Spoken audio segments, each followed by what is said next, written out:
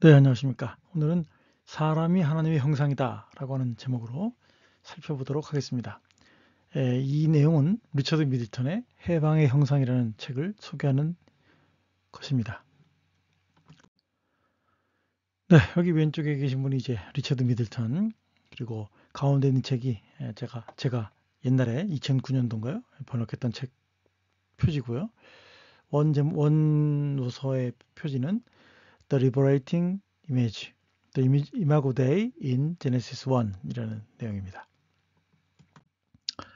네, J. 리처드 미들턴 교수님은 자메이카 신학교에서 신학을 하셨고요. 캐나다 구엘프 대학교에서 철학을, 미국 콜게이트 로체스터 신학교에서 구약학을 공부했습니다.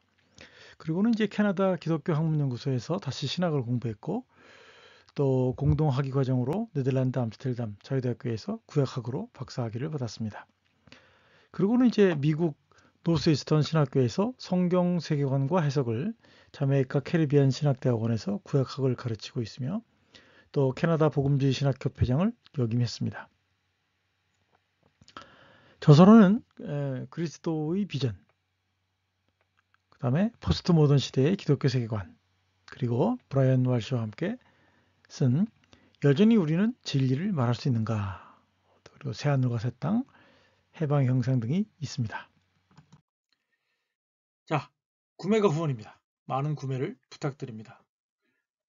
하나는 피와 고기의 신학이고요. 플랜터스에서 나왔고, 하나는 기독교 역사 속 술 개정판입니다. 그 다음에 사무엘서 열왕기 내러티브 읽기도 있습니다. 많은 구매 부탁드립니다. 네, 여러분들의 정기적인 강의 후원에 손길을 찾습니다. 콘텐츠 제작에 재정적인 후원이 많이 필요합니다. 여러분들이 마음이 생기시면 후원하실 한 달 일구자는 5만원이고 매달 20명의 강의 후원자를 찾습니다. 감사합니다. 계좌는 성김은 국민은행 218 21 0840 964입니다. 감사합니다.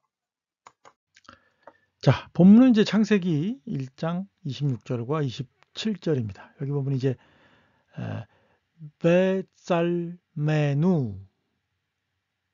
키드 무테누 이렇게 돼 있죠. 그래서 이제 짤렘이라는 말과 데무트라고 하는 말을 이제 우리가 어떻게 해석할 것인가에 대한 논의를 하겠습니다.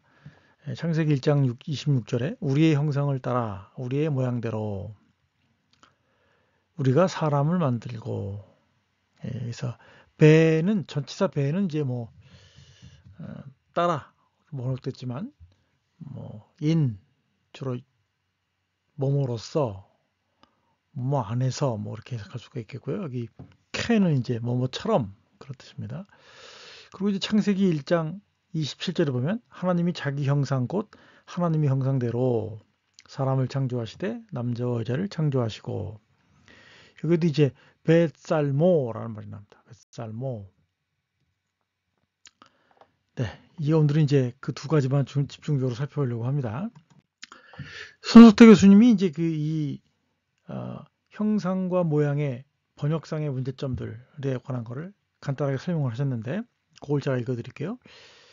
70인역이 마사라 본문을 충실하게 따르지 않고 있다는 것을 알 수 있다. 마사라 사본은 본문을 우리가 사람을 우리의 형상, 우리의 모양대로 만들자라고 기록하고 있는데, 70인역은 본문을 마사라 사본과는 달리 우리가 사람을 우리의 형상과 우리의 모양을 따라 만들자라고 번역하고 있다.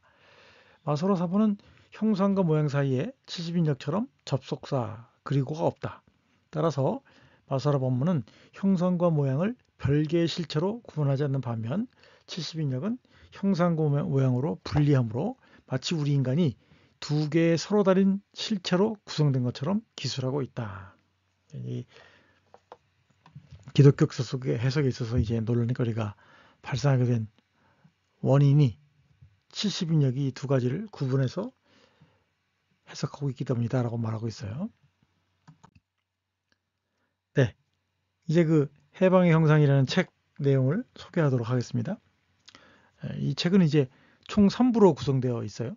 본서의 목표는 저자가 서문에서 밝혔듯이 구약의 하나님의 형상에 의한 인간 창조 연구가 세상에서 점점 더 야만성과 비인간으로 특징되는 인간의 정체성과 윤리에 대한 신학적 사색의 원천으로 사용될 수 있게 하는 것이다. 내용의 구체적인 구분을 보겠습니다. 총 3부로 나눠졌다고 말씀드렸죠. 1부에서는 형상의 의미에 대한 1차적인 연구라고 하는 제목의 인데요. 첫 번째는 하나님의 형상 해석의 도전, 창세기 1장의 상징적 세계의 하나님의 형상을 다루었고요. 2부, 고대 근동의 문맥상 형상에 대한 고려에서는 형상의 사회적 상황을 다뤘는데 하나님의 형상의 고대 근동의 배경, 메소포타미아의 이데올로기 기반, 이데올로기 비평으로서의 창세기 1장에서부터 11장을 다뤘고요. 3부에서는 형상의 윤리로서 형상의 윤리적 함축에 대한 질문을 다루면서 폭력적인 하나님의 형상으로 창조되었는가, 하나님의 근본적인 관용을 묘사함으로 다루고 있습니다.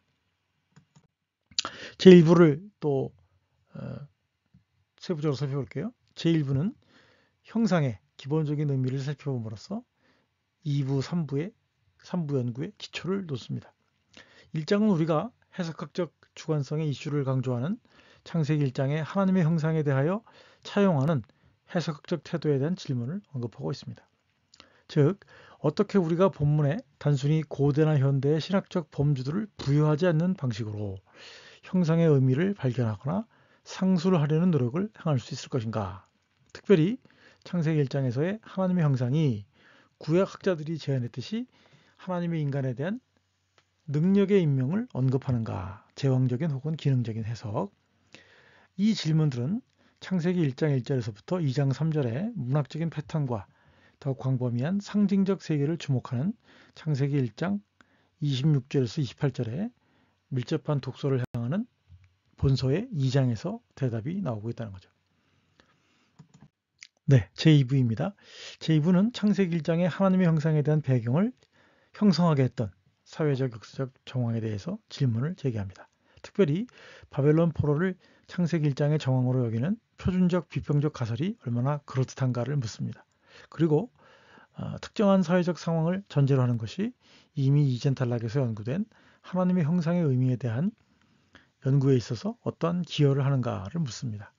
이 질문들은 첫째로 창세기의 하나님의 형상 개념에 대한 추정적인 고대 근동 병행들, 특별히 메소포타미아의 제왕적 신학과의 병행들의 연구를 통하여, 그리고 그 후에 더 광범위한 메소포타미아의 세계관을 연구하고, 그리고 마지막으로 창세기 1장에서부터 11장의 문맥에서 하나님의 형상을 메소포타미아의 이데올로기에 대한 비판적 대안으로 읽음으로써 제시하고 있습니다. 형상의 사회적 정황의 연구는 모두가 제1부에서 제안된 제왕적 기능적 해석을 지지하며 세상의 불의한 권력 체계들에 대한 대안인 인생에 대한 비전에 기반을 놓는 하나님의 형상의 급진적이고 파괴적인 가능성을 드러내고 있습니다. 네, 3부입니다. 3부는 윤리에 대한 질문, 특정하게 폭력이 인간들의 창조 기반인 하나님 형상에 의한 하나님의 창조 행위에 연루될 수 있다는 가능성에 초점을 맞춥니다. 하나님의 형상이 일부 사람들이 주장하였듯이 인간의 능력의 폭력적인 혹은 억압적인 사용을 정당화하고 기여하고 있는가? 우리가 실제로 당시와 우리의 시대 모두에 하나님의 형상에 의한 권한이 부여된 일종의 능력들을 어떻게 이해하는가라고 하는 질문인 거죠. 이 질문들은 우선적으로 구약에서의 창세기 1장과 전투 신화의 모티프, 하나님의 고대의 권세들에 대한 정복의 관계에 대한 연구를 통하여 제기되며, 그 다음에는 창세기 1장이 묘사하는 특별히 하나님의 근본적인 관용을 우선적으로 실행하시는 하나님의 일정의 능력에 신중하게 주목하는 방식을 통하여 제기되고 있습니다. 네, 출처는 제가 그 해방의 형상 번역 후기를 넣었는데요. 그것을 가지고 와서 콘텐츠로 만들었습니다. 네, 감사합니다. 네, 정기적인 강의 후원의 손길을 찾습니다. 강의가 도움이 되셨는지요? 여러분의 피드백을 기다립니다. 콘텐츠 제작에 재정적인 후원이 필요합니다. 그래서 후원하실 분들은 한 달 한 구자로 2만 원이고요. 매달 50명의 강의 후원자를 찾고 있습니다. 감사합니다. 후원 계좌는요. 성김은 국민은행 218-21-0840-964입니다. 감사드립니다.